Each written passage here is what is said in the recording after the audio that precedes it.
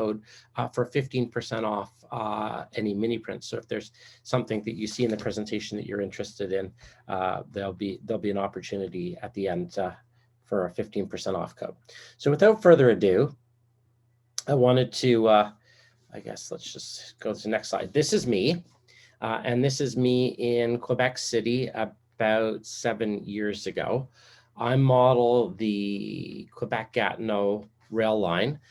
It's a Genesee and Wyoming subsidiary that runs ostensibly between Montreal and Quebec City with an arm off to Gatineau.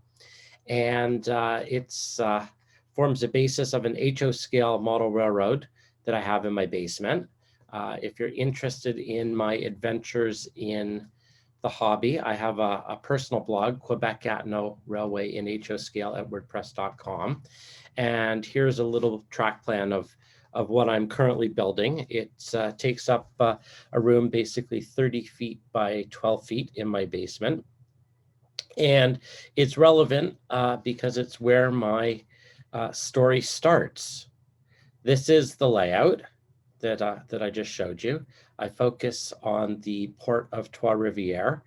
And a number of years ago, I was building a pond scene, and you can see it here in the upper left-hand corner of the layout, right by the speed matcher there. And I was looking for a 3D, well, I was looking for a beaver, actually. I was looking for a little beaver because I built this beaver lodge on the pond. And I went to all of the typical manufacturers, Prizer and Woodland Scenics, and all the sort of the places that I had normally bought figures. And I couldn't find a beaver anywhere. And I couldn't believe it. It was, it's iconic Canadian animal. It's founded the country. It's part of our history. It's even on the emblem of the Canadian Pacific Railway there, you could see. And nobody manufactured one. And I thought, okay, how am I going to finish this scene? So back in the day, I'm a recovering graphic designer, so I ran my own design agency for a number of years. So I pulled out some software and designed a very sort of crude 3D printed beaver and sent it off to one of these big online companies. I think it was Shapeways at the time. And 3 weeks later, at a ridiculously expensive cost, I had a 3D printed beaver for my scene. So I was able to finish off my beaver lodge, and was quite happy with it.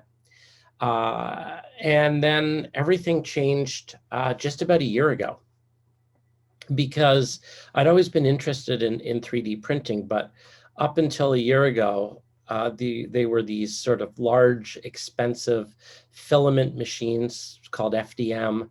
And I wasn't particularly impressed with the quality of them for what I wanted to do. But a year ago, I sort of stumbled onto a Facebook group, which I'd recommend, called 3D Printing for Model Trains or some such. And I started to see what someone was doing with one of these relatively inexpensive resin printers. This is the Elegoo Mars. It's the printer I bought last February. And I now have 3 of them and a 4th larger one. And it's going to change our hobby. As a matter of fact, I think you saw on the beginning slides there that the newsletter is coming out on April 24th, I think it said. And I have an article in there about how 3D printing will change the hobby. And it will. I think it's going to revolutionize what we do. So fast forward, back forward, I guess, to a year ago when I bought this relatively inexpensive Elegoo resin printer after seeing what it could do. And I was amazed. I was amazed how easily and well I was able to print things. So for those of you who don't know, I'm going to run a little video here. This is my printer printing, and I hope the video's working.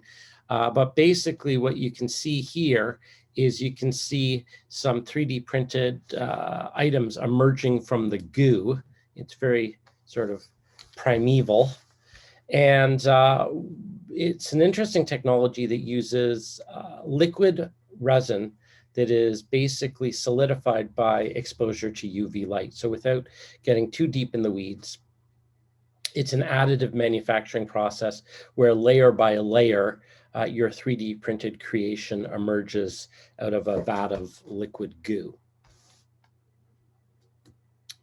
So what it allowed me to do was basically take my original beaver and come up with different modifications. So I was able to do this. The original beaver was the standing beaver in the middle.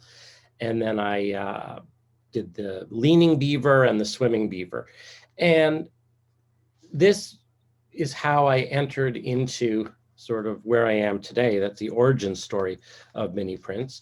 Because once these little beavers started emerging from the vat of resin, I offered them up on Facebook, and I was quite surprised that a number of people said yes, they'd like to purchase. And a year ago yesterday, so April 1st, 2020, Miniprints was born. And Miniprints, my model railroad 3D printing company, really has the tagline, make your model railroad come alive. And what I'm trying to do with the company is really, I guess, three things: design things that aren't available, design things that I specifically want for my own layout, and respond to requests. And I'll talk about some of the requests that I'm working on at the end of the presentation. With regards to this beaver, the beaver, of course, led to other things, which I'll talk about. And what I really want to focus in on, I guess that's the subject of today's clinic, is so you have this 3D printed part, and it could be a mini print, or it could be any 3D printed part that you buy off of Shapeways, or it could be something that you print yourself. Once you have this sort of little piece of plastic, what do you do with it? And I really want to divide sort of the steps that I follow into these 5 areas: the preparation, the priming, how I approach that. Probably what I would say is the most important of all of the steps, the research. The main act, of course, is the painting, and I have a few tips and tricks I'd like to share. And then finally, how I finish them. So they're prep, prime, research, paint, and finish. But before we get to that, I want to acknowledge that what I'm about to talk about are simply a few things that I've discovered, and I'm really standing on the shoulders of giants. Nothing here is particularly novel or original, and I want to do a shout out to, I think, 2 people who have really inspired me. And one of them is Rob Clark, who had a fantastic presentation, which I encourage everybody to see. It really changed the way I look at things and inspired me. And it's called Is Model Railroading Art? It was part of Gordy's NMRA presentations. And if you're not familiar with it, we can throw a link up in the chat later on, or you can certainly search it on the NMRA YouTube video channel or Facebook page. Because I thought that Rob Clark's approach to things was really eye-opening. And the other clinic that I'd highly recommend, and I've learned a lot of techniques from the master, is Ralph Renzetti. And he has some fantastic weathering and painting clinics online as well. So I'll add a few things that are hopefully going to be interesting, but I definitely encourage you to watch those as well. And I think where it all starts for me is my workspace, because I'm sure this might look familiar to a few people on the call. This is one of, I guess, 2 workspaces I have. The first one filled up, so I moved to a second one, and this was then the second one. And it doesn't work. You need space. So the first thing I'm going to say is get organized. And organized for me involves a few sort of essential tools. And you'll see in this picture a few of the things that I have put in place that help me get organized. I like to paint when I'm on wooden dowels. So I use blue tack or sticky putty or Play-Doh or double-sided tape, whatever you want. And I attach things to these little wooden dowels that allow me to see all angles and handle my printed piece. Lots of light. I can't have too much light. I've since added more lamps to this arrangement. I'll talk about brushes a little bit later. Certainly being well, let's put it this way. I'm now in Toronto anyway, able to get the AstraZeneca shot as of today.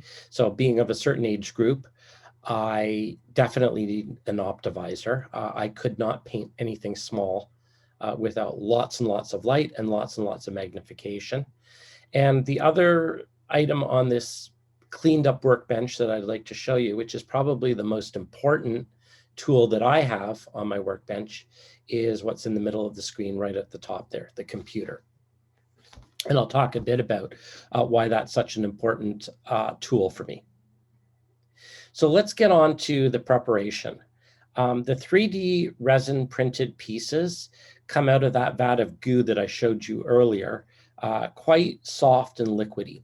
And you have to clean them up and expose them to UV light. And once they're cured with the UV light, they're pretty stable. They do come on these sprues, and the sprues are a little bit of a pain because they need to be clipped away, very time consuming. But certainly most 3D prints I think that you would get would be cured, stable, and have the sprues removed. So once that's done, you might find that there are a few little, nibs or bits left over on the print, like any piece of plastic. I like to get in there with files and sort of clean the prints up a bit. The one thing that has worked the best for me is the wet sandpaper. So I really like the high grit. I think, you can get up to 1200 on the wet dry sandpaper. I like the high grit wet sandpapers for a couple of reasons. One, while the UV parts are quite stable once they're cured, I don't really like the idea of breathing in the dust. And I think using the wet sandpaper helps keep the resin dust down. But also the wet sanding with the high grit seems to just do a smoother, better job of smoothing out any imperfections. So after I get the piece and I've cleaned it up, it comes down to priming it. And I'm a huge fan of rattle can priming. I specifically, I have an airbrush. It's something I fire up every often, hesitantly, because I find that it's just a pain. I usually spend 15 minutes worth of prep and clean for 30 seconds worth of airbrushing. So from a priming point of view, I love rattle can priming with a few caveats. I think the first thing that is really important about rattle can priming is to pick the right type of spray paint. And for me, what I like is I like the camo. I prefer the camo by Krylon, but there's a camo line by Krylon and Rust-Oleum that are super, super flat. And I find that those work great. Just a very light shot of those on everything prior to the next step really improves the look of the model. The other tip that I will sort of share is that you can get airbrush-like quality from a rattle can if you do a couple things. And the most important thing is to submerge the can in very warm water for about 5 minutes before spraying, because the warm water really warms up the paint, which allows it to mist and get out a lot finer. Also shaking. I can't underestimate. I can't emphasize how important it is to warm and shake that rattle can. And once that's done, I find that you can get a pretty decent coverage. I like the Krylon camo, but for the purpose of the little clinic here, I guess, I did a test of 3 different colors. So you'll see down in the bottom corner there is the unpainted eagle. Then I did a test with a Krylon khaki camo, a flat, really ultra flat gray, and an ultra flat black. And I wanted to see, what the different looks and techniques would be on these 3 different models, which brings up an interesting point, which is a lot of this is just experimentation. And, there really is no right or wrong way. It's just trying things out and seeing what works best for you. And I love this quote. As Sherlock Holmes stated, people see, but they do not observe. So at this point, once it's primed, I think you have to just stop, put down all the tools, put down all the paint, put down all the figures, and go back to what I think is the most important tool on my workbench, the computer, and really look at what it is you're trying to do. And I'm surprised because even things that I thought I knew, I didn't know. So I saw, but I didn't observe. For example, trees. When I was coloring trees in kindergarten, all of my bark was brown. And I look around me and I don't think I've ever seen a tree with brown bark. I see shades of gray and, subtleties, but is the sky blue? Well, I'm looking out the window right now and it's certainly not blue here. It's kind of gray. So I guess challenging the assumptions of what we think are what they are, and really doing the research to sort of see what that prototypical thing is that you're trying to paint. For example, I knew that a bald eagle had a white tail, but I didn't know that it was white on the top and the bottom. These are the types of things that can make a model come alive. I was painting a caribou and I had no idea, without looking at the pictures, that a caribou or reindeer had a white neck. These are the little things that you can add to a model that just give it that extra bit of realism that doing the photo research helps.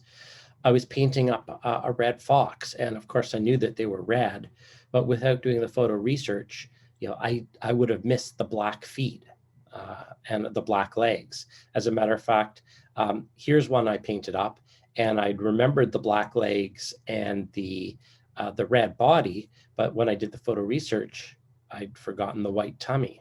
So this was a do-over because he didn't have the white stomach.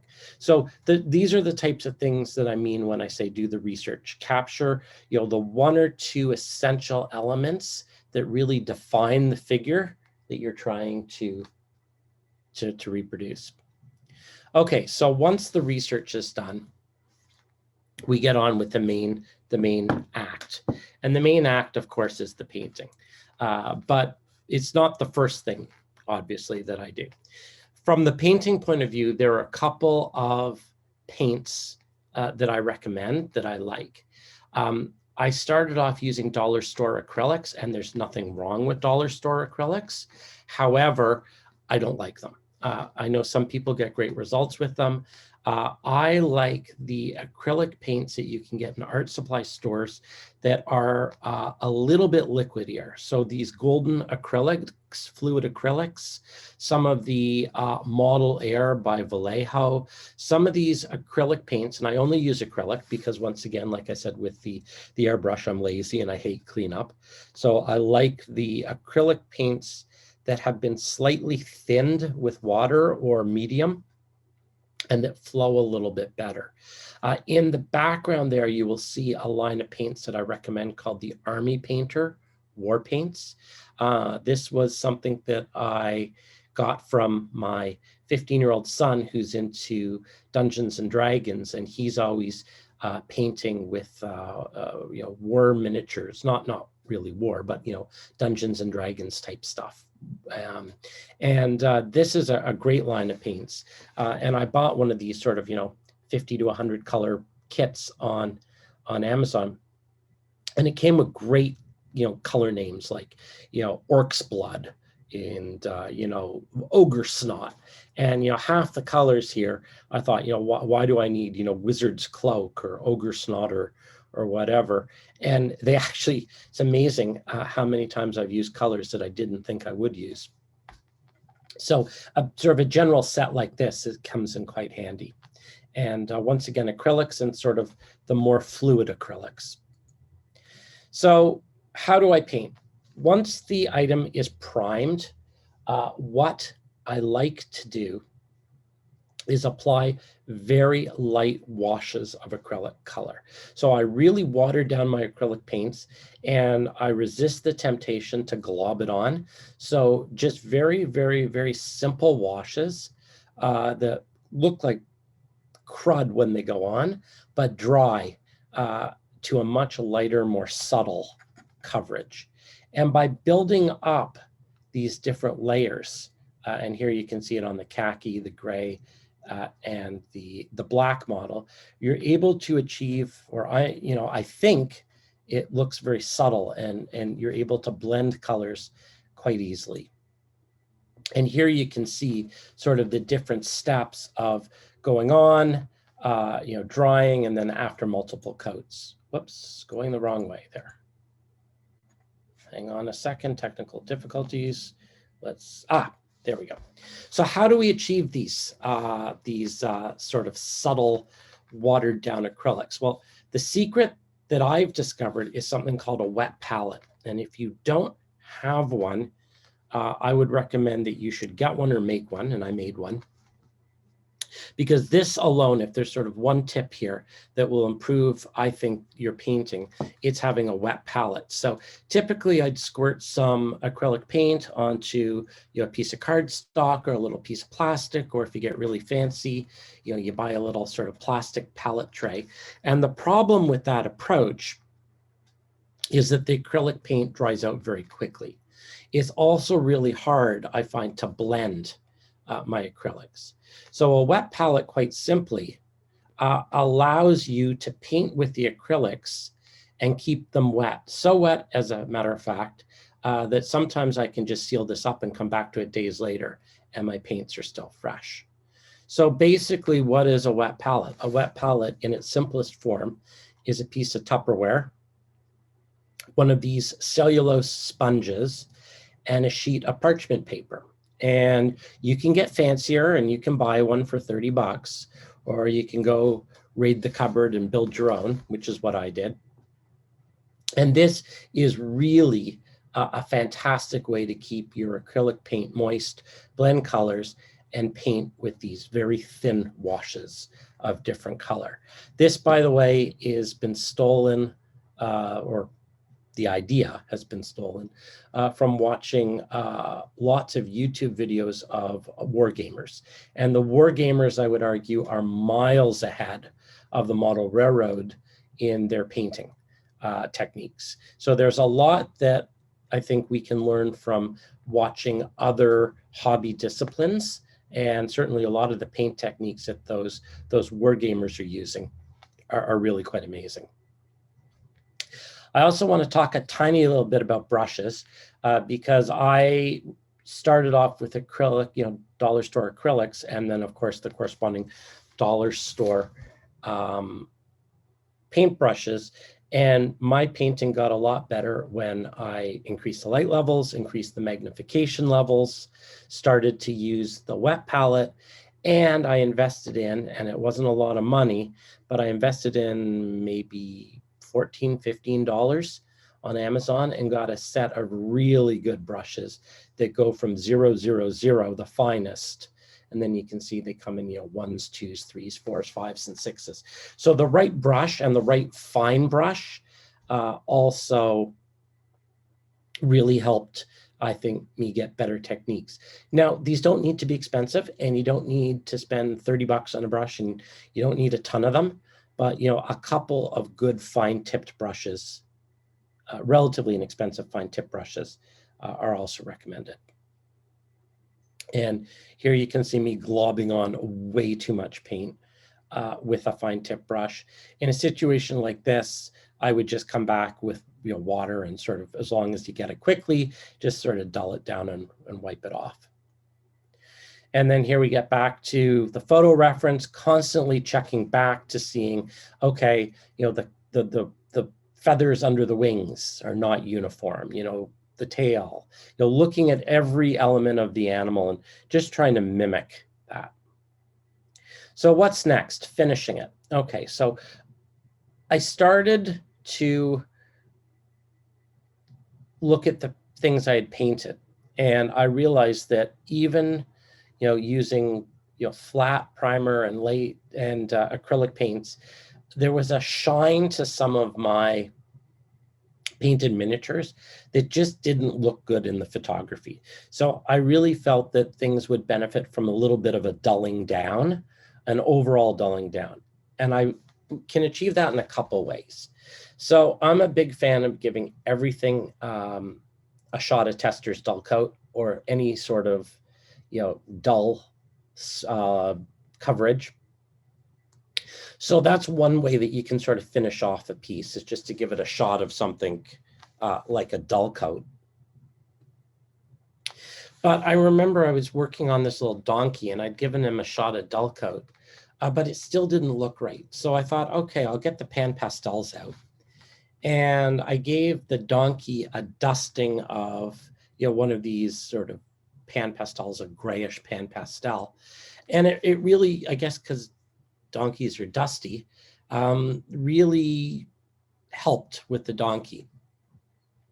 So right now I've taken to really using dull coat, and then if appropriate, using maybe a little weathering powder or pan pastel, on the figure. The other thing that's sort of interesting about, finishing up a figure, and I'll use the donkey again as an example. I like to really, my eyes aren't that fantastic anymore, and I really like to use the camera to get in there and photograph the model I'm working on, because I find that when you're looking at something through a camera lens or the photograph, you start to notice subtle things that your eye doesn't pick up. For example, when I was doing this donkey, I thought he looked fantastic until I photographed him. And then I noticed that right in the ear, there's a little bit of a nib, a little bit of I guess the end of a sprue that I had forgotten to nip off. And my naked eye didn't pick it up, but the camera did. And I think the camera is very unforgiving. And it's important, in my opinion, to sort of photograph it and look at things through the camera's eye. And I think that picks up a lot of the flaws. So obviously this donkey's ear got snipped and corrected and fixed up. So there is a really great, there are tons of apps out there. I have an iPhone, so I use an app called Camera Plus, and it has a macro setting. So there are lots of third-party apps that you can get for your cell phone. And to my mind, cell phone pictures are still the best.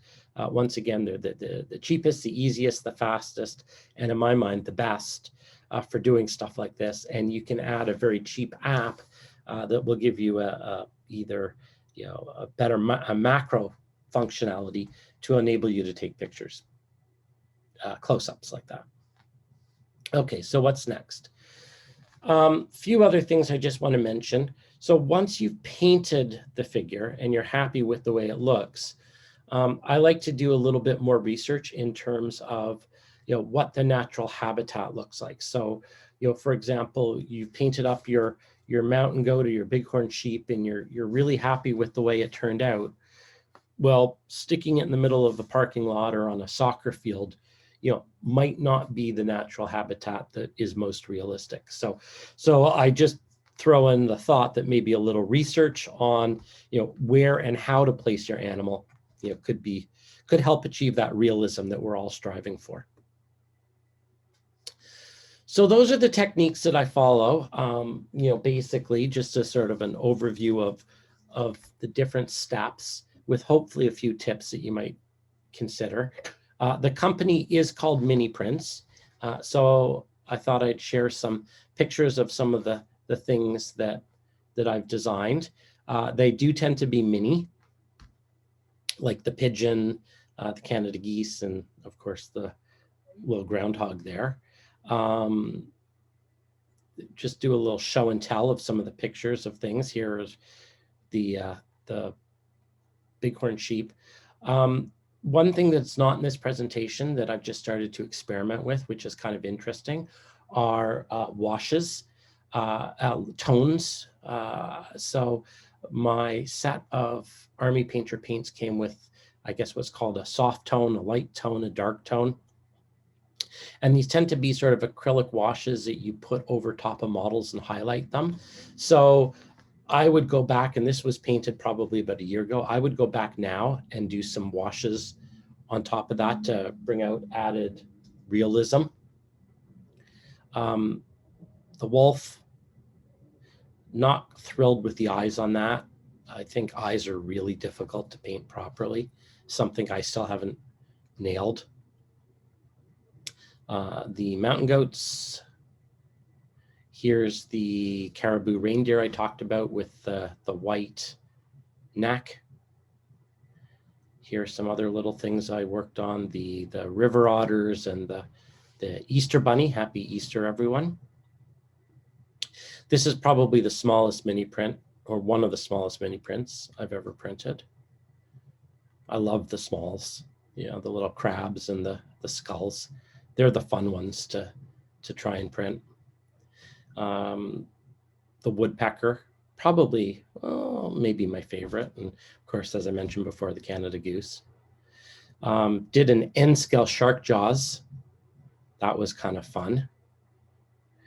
A few other little things I just want to talk about, just if I can, in sort of the last 5 minutes, and then I'll open it up to questions and comments. On the Canadian Railway Modeler blog, I did a poll in November, and it was, what era do you model? And I was really surprised, because I thought that people would model, you know, the standard, you know, transition era. And I was amazed, and, you know, maybe it was the function of who was on at the time or the Facebook group, but I was amazed at the number of people that were modeling modern era. Now, I know that 90s to present is a big chunk of time, and I probably should have broken it down in 90s to 2000s, 2000 to 10, 20, etc. But there are a lot of modern modelers out there, and I'm one of them. So I was playing around with this idea, because once again, the things that I'm modeling are the things that I want, an idea of a line of custom crew figures, 3D printed, that are modern model railroaders. So Nick sent in this picture of him on the end of this gondola, and I thought that would be a fun thing to model. So down in the bottom here, you can see I created a 3D scale model Nick, that here he is in HO scale, and Nick is now spotting cars on my Quebec Gatineau Railway layout. So there's the photo of Nick that inspired this. And then here are some photos of what some mini print customers have done. That, of course, led to custom cruise number 2, which is switch stand guy, and belt pack operator, custom cruise 3, and then custom cruise 4, the guy hanging off the caboose. So this is one of the areas that I want to focus in on, are figures. I like requests. I can't, unfortunately, get to every request, but someone wanted loggers. So I thought that was kind of fun. So I created some HO scale loggers, and I created this character, and his name is I'm a Lumberjack and I'm Okay. So he's been added to the mini print line. Where I really want to go with mini prints, besides the animals, are figures. So I'm having a lot of fun. I'm sure this will get a lot of people on the call upset, but once again, for modern railroading, it's what I model, and it exists. So here are the vandals about to be chased away by the railway police. This will be coming out. I'm hoping to get this out for next week because it's been something I've been working on for ages, but a bit of an older figure, sort of transition era, sort of late steam Iceman. So I've been working on some of those figures for someone. And I'd like to start getting into some more realistic, modern female model railroaders, because they're out there, they exist, and they're not represented on our layouts. Another thing, just a sneak peek of something I'm working on. I'm really trying to sort of build up my capabilities in 3D scanning. So here you can see a 3D scan that I did of my son, my now 13-year-old son, Max. And that was just attempted with some simple technology. And then beside Max is a 3D scan I did of my wife. So she would be second in from the left. And then the others are just modeled in various software programs. So 3D scanning is, I think, really going to open up a whole bunch of possibilities of how to create some very realistic figures. So as I come to sort of the conclusion of the presentation, a couple things. I wanted to encourage everyone to please check out Miniprints on Instagram and Facebook. You can search at Miniprints 3D in both because there are all sorts of, I sort of keep everything updated and post examples of people's work and, talk about stories and share things on those. I did promise at the beginning that NMRA members do get 15% off at miniprints.ca. This is something, as an NMRA member, I didn't know about. So I just wanted to spread the word because I don't think, based on speaking with a bunch of people, that they knew about this. NMRA members get 15% off at Miniprints, but also at a whole bunch of other manufacturers. Like there are probably, I don't know, 50 manufacturers that offer discounts, but you have to go to the NMRA site, so nmra.org/partnerships, log in with your membership, and you will get to a page that has a whole bunch of discount codes for a whole bunch of manufacturers. And it's amazing, actually, who's out there, big, small, everything in between. So by all means, if you are a member, log in, get your unique 15% off code, and come on back to miniprints.ca if you're so inclined. And I guess that's kind of the end of the quote unquote formal presentation. Always really, interested in ideas of what you might want to see on your layout. So by all means, please do email me at bernard@miniprints.ca.